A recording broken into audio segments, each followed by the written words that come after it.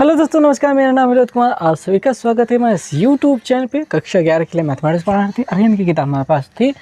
अध्याय 6 शुरू कर रहे हैं भैया। देखिए, अध्याय 5.4 जो चल रहा था उसके कुछ क्वेश्चन थे जो हमको नहीं आ रहे थे और उसने काफ़ी समय ले लिया था। हमने कुछ क्वेश्चन बता करके कुछ क्वेश्चन को छोड़ दिया है, वैसे ही जैसे कि हमने और भी क्वेश्चन को छोड़ा था। अभी हम लिस्ट बना के रखे, जिन क्वेश्चन को नहीं कर पाए हैं उन्हें हम फिर किसी वीडियो में एक एक क्वेश्चन के हिसाब से डालेंगे। तो चलिए आज शुरुआत कर लेते हैं त्रिकोणमितीय समीकरण की। अध्याय 6 जो चल रहा है। देखिए, आपको कभी भी जब अध्याय शुरू करने हैं तो आप उसके जहाँ पे अध्याय शुरू होता है वहाँ पे पढ़ा करें, वहाँ पे देखा करें कि उसके बारे में जानकारी क्या दी जा रही है। और फिर प्रश्नावली पर चलने से पहले उदाहरण आपको कर लेनी चाहिए ताकि आपको अच्छे से जानकारी हो जाए कि प्रश्नावली में क्या बताया जा रहा है और क्या चलने वाला है। अन्यथा आपके लिए बहुत ज़्यादा मुश्किल हो जाती है। ठीक है जी, मुश्किल हो जाती है और आपको समझ में नहीं आता। तो यहाँ पे हम त्रिकोणमितीय समीकरण का नाम समझेंगे। देखिए, त्रिकोणमितीय समीकरण एक ऐसा समीकरण होता है जिसमें त्रिकोणमिति वाला जो भी अनुपात sine cos tan cos sec cosec जितने होते हैं सब दिए रहते हैं। उसमें आपको कोण नहीं पता होता है। ठीक है, कोण नहीं पता होता है। वहाँ पे कोण की जगह पे आपको थीटा रख दिया जाएगा या फिर एक्स रख कर के भी काम चला लिया जाता है।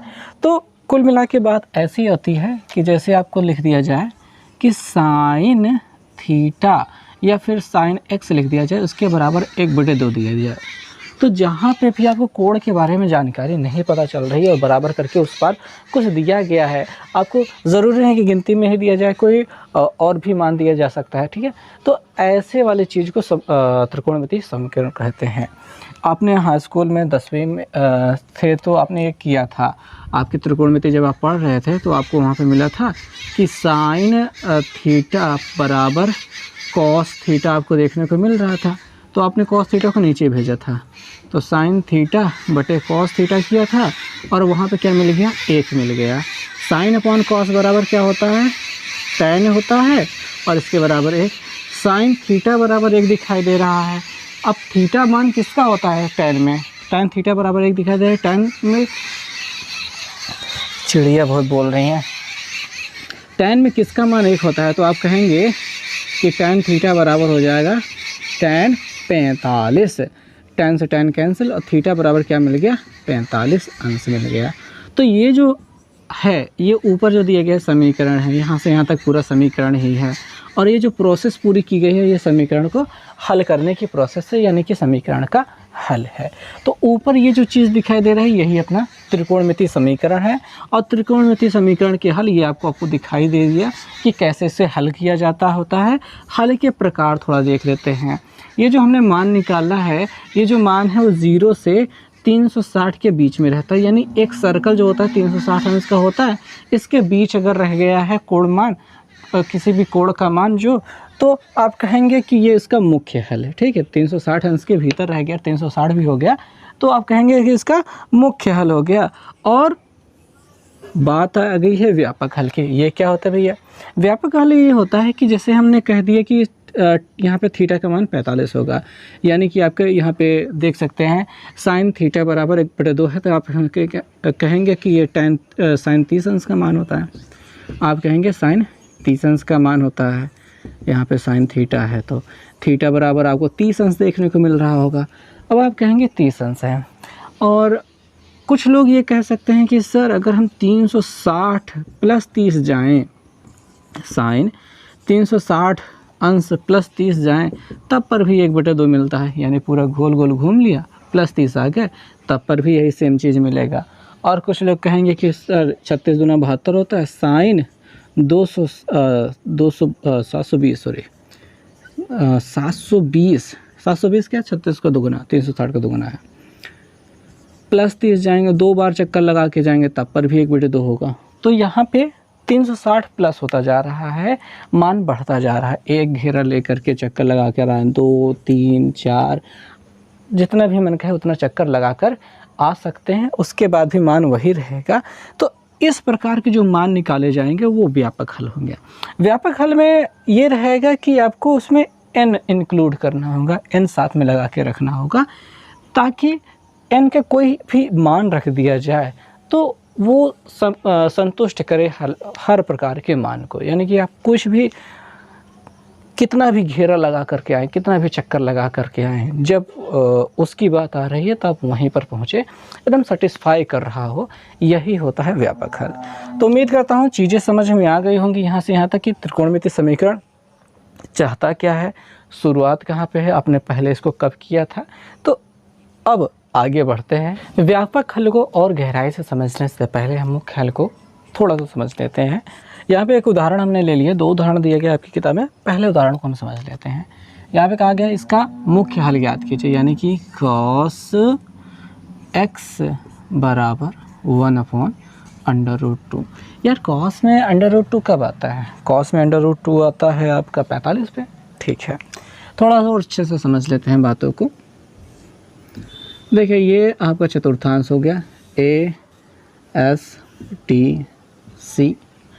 अगर आप ध्यान देंगे कि अपने पास cos है तो आप जान पाएंगे कि जो cos होता है भैया इस पहले चतुर्थांश में धनात्मक होता है और इस चौथे चतुर्थांश में धनात्मक होता है। ठीक है, चौथे और आपके इस पहले में, तब यानी कि आपका वहाँ पे 45 बन जाएगा। और यहाँ पे अगर 360 माइनस थीटा लिया जाए, -45 ही लेंगे तब पर भी वो उसी के बराबर होगा। ठीक है, तो यहाँ पे हम देखेंगे कि हमारा जो cos x है वो बराबर हो जाएगा cos 45 के। यहाँ पे देखो भैया, एक तो भाई 45 को π/4 कहा गया है। ठीक है, इतना याद रखना। 2 पाई बराबर 360 होता है, पाई बराबर 180 होता है, उसी पे आधार मान का समझना। तो यहाँ पे π/4, ठीक है। या दूसरा वाला क्या, 360 माइनस 45, 360 माइनस 45 तब पर भी आपका इसी के बराबर होगा। तो आप यहाँ पे लिख सकते हैं कि cos x बराबर हो जाएगा cos 360 की जगह हम 2 पाई लिख लेंगे, 2 पाई माइनस π/4, ऐसा मान। तो इन दोनों पे ही अपना क्या हो जाएगा, देखो यहाँ पे 45 समझो, क्या समझो, cos 360 माइनस π/4 यानी कि 45। तो आप क्या करोगे इसको, cos 360 माइनस 360 पे माइनस इस चतुर्थांश में आओगे तो cos ही, मतलब कि cos यहाँ पे प्लस में है तो ये प्लस में रहेगा। और cos 360 वाली यानी ये वाली लाइन से होकर के गुजरा है इस वाली लाइन से, तो cos चेंज नहीं होगा। और 360 माइनस 45 है तो 45 ही आ जाएगा। अल्टीमेटली आखिर में ये जो लिखा गया है ये इसी के बराबर है, इस वजह से ये चीज़ लिखी गई है। और ध्यान देना है, अच्छे से समझना है इस बात को कि जहाँ जहाँ cos प्लस में होगा वहाँ वहाँ हमें पहुँचना है।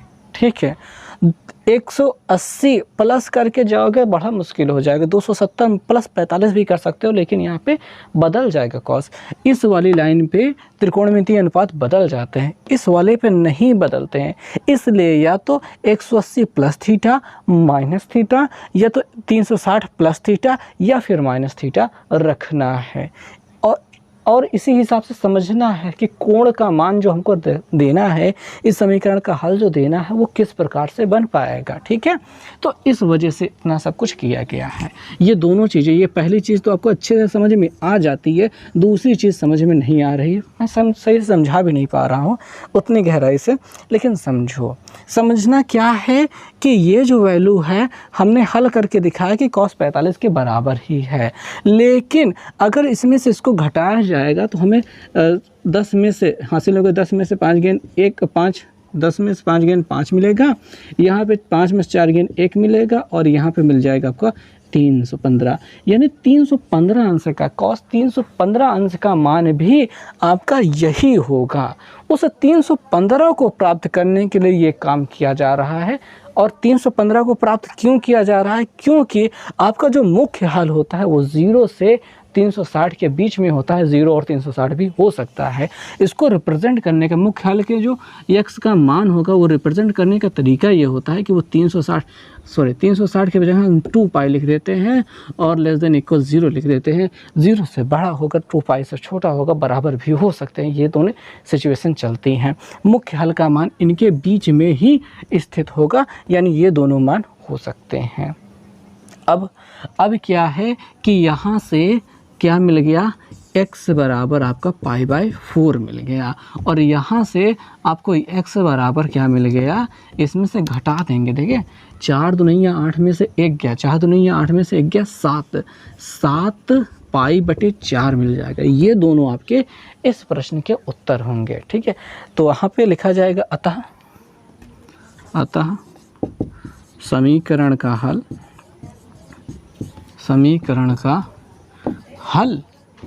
π/4 तथा लिखा जाए कि या लिखा जाए, नकल करूं थोड़ा सा तो तथा लिखा गया है, तथा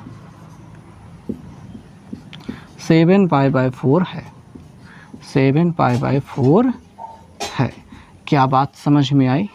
उम्मीद करता हूं मैंने आपको अच्छे से समझाया होगा कि आखिर काम क्यों करना है, इतना क्यों ही करना है। ठीक, सो दोस्तों अब हम देखेंगे प्रश्नावली के प्रश्नों को देखते हुए।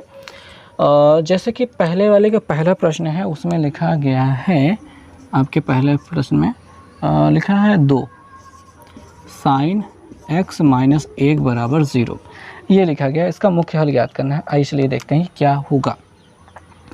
तो सबसे पहले बात तो ये 2 sin x रखेंगे, 1 को उधर भेज देंगे, प्लस में हो जाएगा। फिर हम लिखेंगे sin x बराबर 1/2, 2 नीचे चला जाएगा।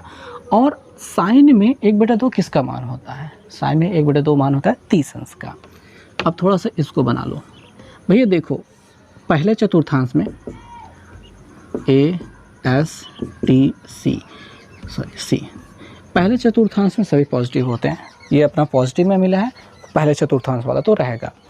और साइन इस चतुर्थांश में भी पॉजिटिव होता है। ठीक है, इस चतुर्थांश में भी पॉजिटिव होता है, तो हमको यहाँ वाला भी वैल्यू चाहिए होगी। तो आइए देखते हैं कि आपकी जो साइन x की वैल्यू है, साइन x की वैल्यू पहले तो 1/2 किस में होती है? साइन 30 अंश का मान होता है। ठीक है, 30 अंश का पहले चतुर्थांश वाला। तो हम यहाँ पे साइन 30 अंश तो क्या ही लिखेंगे, 30 अंश लिखना अच्छी बात नहीं होगी। अगर हम इसको पाई में बदल दें, देखिए π/6 की वैल्यू होती है 30 अंश और π/3 के वैल्यू होते हैं 60 अंश। ठीक है, तो यहाँ पे 30 अंश ना लेकर के हम लिखेंगे π/3, सॉरी 3 नहीं 6 लिखना था, गलती हो गई। और तथा अब यहाँ पे इसी साइन x की वैल्यू यहाँ पे इस चतुर्थांश में कितना होगा? 90 प्लस मत करना, पाई माइनस थीटा। ठीक है, पाई माइनस थीटा, क्योंकि यहाँ पे त्रिकोणमितीय अनुपात बदलते नहीं हैं। आपको हमेशा इस वाली लाइन पर चलना है, इस वाले चैप्टर में जब चल रहे हैं तो पाई माइनस या फिर प्लस, और 2 पाई प्लस या माइनस। तो यहाँ पे pi minus theta, minus pi minus, यही π/6 रखना होगा, π/6 रखना होगा। ठीक है, तो इस चतुर्थांश में जब जाएगा तो आपकी वैल्यू का मतलब साइन की वैल्यू जो है बदलेगी नहीं, यही रहेगी। तो यहाँ पे अतः x की वैल्यू हमको मिल गई π/6 मिल गई है, तथा x की वैल्यू यहाँ पे मिल गई है पाई माइनस π/6। 6 एकम 6 माइनस 1 बराबर 5 π/6 हम लिख ले रहे हैं, डायरेक्ट लिख रहे हैं थोड़ा सा, तो मतलब यही मिल गया है। और आखिर में लिख लेंगे यही या फिर समीकरण का हल, या फिर समीकरण का मुख्य हल। अतः समीकरण का मुख्य हल अगली लाइन में लिखते हैं, छोड़ो यार। अतः समीकरण का मुख्य हल π/6 तथा 5 π/6 है। आगे समझ में? ठीक है, यहाँ पे थोड़ा सा आप हल भी कर सकते हो। आप ये कह सकते हो कि π पहले तो मुझे पाई माइनस पाई बाय 6 ही मिला, अगली बार 6 कम 6 माइनस 1 बराबर 5 पाई बाय 6 किया था। तो ऐसा भी आप कर सकते हो, ठीक है, ये भी बातें हो जाएंगे। तो यही आपका उत्तर मिल रहा है। तो समझ में आ रही है बातें ना, गहराई से अंदर तक जा रही हैं, तो कर लेना भैया, ये हो जाएगा। आपके साइन एक्स जो दूसरे वाले सवाल में है, साइन के बारे में ही दिया गया है, तो वो कर लेना, हो जाएगा। कॉट एक्स बराबर दिया गया है 1/√3, ये वाला बता देते हैं। अच्छा, एक माइनस वाला बता देते हैं, चौथी वाली बता देते हैं, सेक एक्स वाली, ठीक है। बाकी सब निपटाओ, धीरे धीरे ख़त्म करो, और एक लास्ट वाली बता देंगे। सब नहीं बताएंगे, सब बता देंगे तो आप करोगे क्या। और फिर भी ना आए ना, तो वीडियो को सही से देखो और सही से मेहनत करो। इतनी गहराई से कौन समझाएगा, मतलब समझाते तो सभी हैं यार, ऐसी बात नहीं है कि हम बहुत बड़े सर्वा हो गए, हमें सब कुछ समझा देते हैं, लेकिन जो समझा रहे हैं उस हिसाब से कर पाओगे भाई, ठीक है। चौथी वाले सवाल देख लेते हैं, देखो, ध्यान से देखो और सीखो, और नहीं आ रहा है ना तो वीडियो पीछे करके फिर से देखो। सेक एक्स बराबर दिया गया है माइनस में 2/√3, ठीक है, 2/√3 ये तो दिया है ना, 2/√3 दिया है, ठीक है, ये हो गई बातें। अब देखो कि पहले बात तो ये बताओ कि ये किसकी वैल्यू होती है। ओके, तो समझते हैं कि कैसे करोगे इसे। 2/√3 पहले खोजो, माइनस मत खोजो। 2/√3 किसका मान होता है? √3/2 कॉस में किसका मान होता है? अगर कॉस में याद करोगे तो कॉस 30 अंश का मान होता है, ठीक है। कॉस 30 अंश का मान √3/2 होता है।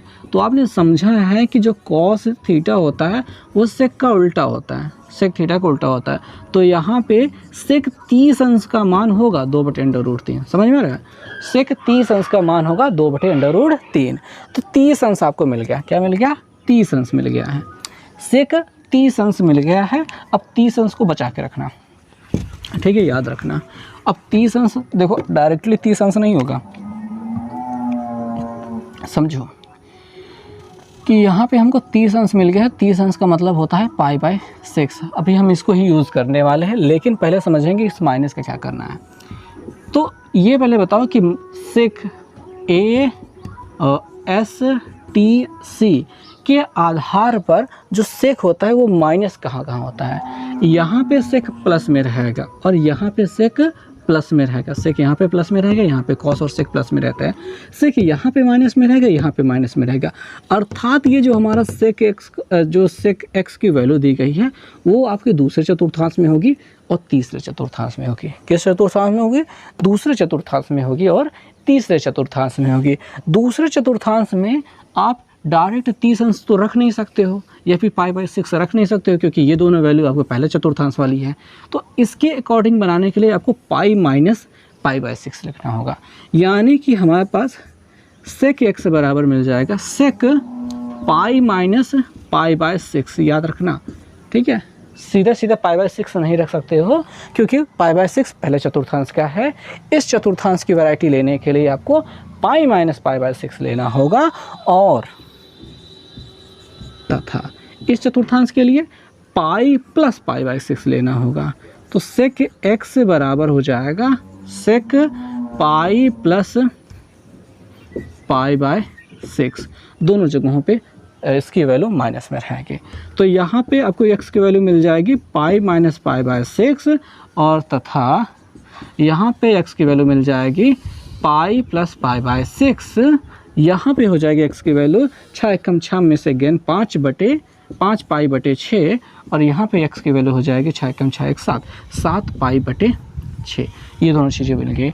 यहाँ पे लिखेंगे अतः समीकरण का हल या फिर समीकरण का मुख्य हल। समीकरण का मुख्य हल 5 π/6 तथा 7 π/6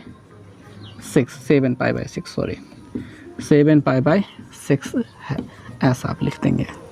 क्या ये समझ में आया? कौन सी सवाल थी?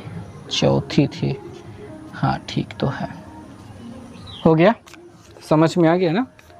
माइनस वाली वैल्यू भी समझ में आ गई। ऐसे ही चेक करना है, ऐसे ही देखना है कि किस चतुर्थांश में रहेगा, उसके लिए क्या करना है। बहुत ही सिंपल तरीका समझाए हैं, कौन सा प्लस लेना है कौन सा माइनस लेना है। हमेशा या तो पाई रखोगे या तो 2 पाई रखोगे। इस चतुर्थांश के लिए और इस चतुर्थांश के लिए पाई ही नज़दीक है, यानी 180 ही नज़दीक है। पाई माइनस थीटा या फिर जो भी आपको यहाँ पे वैल्यू मिली है, वैल्यू बताया ना कैसे निकाला जाता है, और पाई प्लस थीटा इस चतुर्थांश के लिए और इस चतुर्थांश के लिए। इसके लिए तो वैसे सिंपल ही रख देना, इस चतुर्थांश के लिए 2 पाई माइनस थीटा रखना, ठीक है, 2 पाई माइनस थीटा रखना। समझ में आ गई बात। सो दोस्तों इस वीडियो में बस इतना ही, और दूसरे सवाल को हम अगली वीडियो में लेकर के आएंगे। उम्मीद करते हैं आपको समझ में आ गया होगा। बाकी की जो सवालें बची हुई हैं पहले प्रश्न में वो आप लोग कर लेंगे, उसके बाद फिर अगली वीडियो में आप लोगों से बात करेंगे आगे की। और उम्मीद करते हैं आज आपको समझ में आ गया होगा कि त्रिकोणमितीय समीकरण को कैसे हल करते हैं। वीडियो देखने के लिए बहुत बहुत धन्यवाद। और अगर आप चैनल पर नए हो तो सब्सक्राइब करें, वीडियो को लाइक करें, दोस्तों के साथ शेयर करें, और जो भी आपके मन में विचार हो वो कमेंट करना ज़रूर ना भूलें, ज़रूर करें। आपके कमेंट ही बहुत ज़्यादा ज़रूरी होते हैं, जो हमें मोटिवेट करते हैं आगे पढ़ाने के लिए। आप कमेंट नहीं करेंगे तो बड़ा दुख होता है। खैर, मिलेंगे नेक्स्ट वीडियो में, तब तक के लिए बहुत बहुत धन्यवाद। बाय।